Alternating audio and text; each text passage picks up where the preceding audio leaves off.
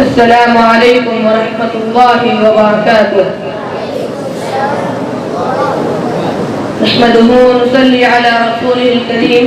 أما بعد فأعوذ بالله من الشيطان الرجيم. بسم الله الرحمن الرحيم. قال الله تبارك وتعالى في القرآن المجيد والفرقان الحميد أني لا أضيع عمل عامل منكم من ذكر أو أنثى. صدارت کی کرسی پر جلوہ افروز صدر اجلاس ناظم مدرسہ میرے مشفق مربی اساتذہ اکرام مہمانان اعظام اور محترم سامعین، آج کے اس سالانہ مشترکہ اجلاس میں میرا موضوع سخن ہے اسلام میں عورت کا مقام. اسلام ایک معتدل و متوازن اور ہر صنف کے حقوق کا ایک محافظ مذہب ہے. اس نے ان النساء شقائق الرجال کے تحت مردوں کی طرح عورتوں کو بھی معاشرے کا ایک اہم جز قرار دے کر اس کے گوہر عصمت اور تاج افتخار کو ہمیشہ کے لیے درخشندہ و تابندہ بنایا. انہیں ایک پتہ عصمت اور شرم و حیا کے زیور سے مزین کیا اور ہر طرح کے حقوق سے نوازا. زندگی کے ہر محاذ پر ان کی پاسبانی کی جس کی نظیر پیش کرنے سے دنیا قاصر ہے. ماں کی صورت میں انہیں سب سے زیادہ اپنے سلوک کا مستحق قرار دیا. بہن کی صورت میں بھائی کی رحمت و شفقت اور بیٹی کی صورت میں والدین تلقت جگر اور ان کی آنکھوں کا تارا قرار دیا. بیوی کی صورت میں ہن لباس لکم وانتم لباس لہن کہہ کر شوہر کا رازدار اور ان کے گہوارہ محبت کا مستحق قرار دیا. دنیاوی معاملات میں بھی ایجاب کی شرط کے ساتھ ہر طرح کے عروج و ارتقاء کے منازل طے کرنے کی پوری آزادی دی اور ان کے لیے ایسا قانون عطا کیا جو انہیں ہر طرح سے محفوظ و مصون کر سکے. میرے دینیوں ملی بھائیوں، اسلام سے پہلے عورتوں کو کوئی عزت و وقار ہی نہ تھی. یہاں تک کہ بعض تو اسے انسان ماننے کو ہی تیار نہ تھے اور بعض تو اسے اپنی تکمیل خواہشات کا سامان تصور کرتے تھے. بعض اوقات لڑکیوں کی تجارت کی جاتی تھی. لڑکیوں کی پیدائش باعث نگوار سمجھی جاتی ہے اور پیدائش کے وقت ہی انہیں زندہ درگور کر دیا جاتا. قرآن نے وَإِذَا الْمَوْءُودَةُ سُئِلَتْ بِأَيِّ ذَنبٍ قُتِلَتْ میں اسی جرم کی طرف اشارہ کیا ہے اور آج ہمارے ملک میں یہ جرم دوبارہ سر اٹھا رہا ہے.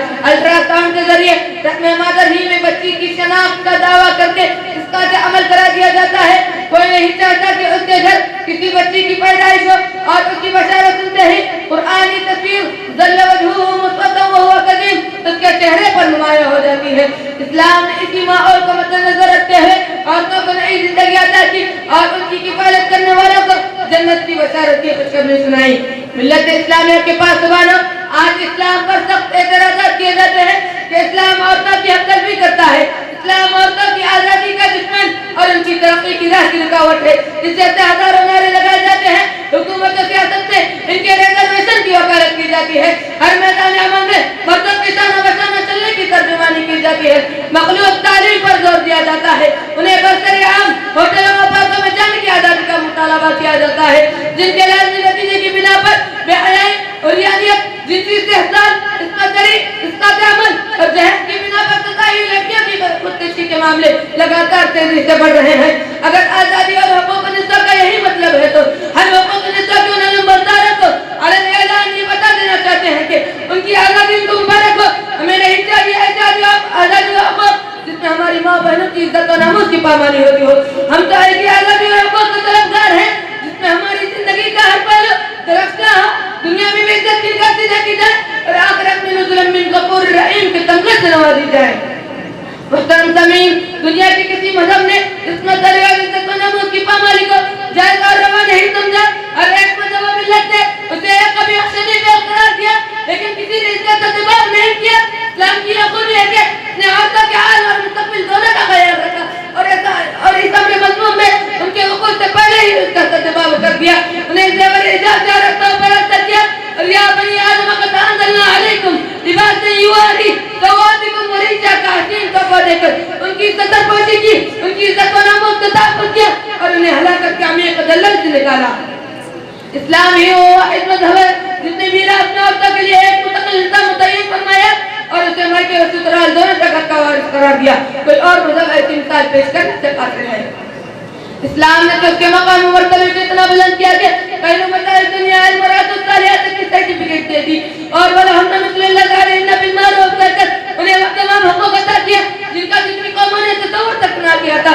اسلام نے تو أَنِّي لَا أُضِيعُ عَمَلَ عَامِلٍ مِّنكُم مِّن ذَكَرٍ أَوْ أُنثَىٰ کہہ کر انہیں جزا و سزا میں مردوں کے مطابق قرار دیا اور الرجال قوامون علی النساء کہہ کر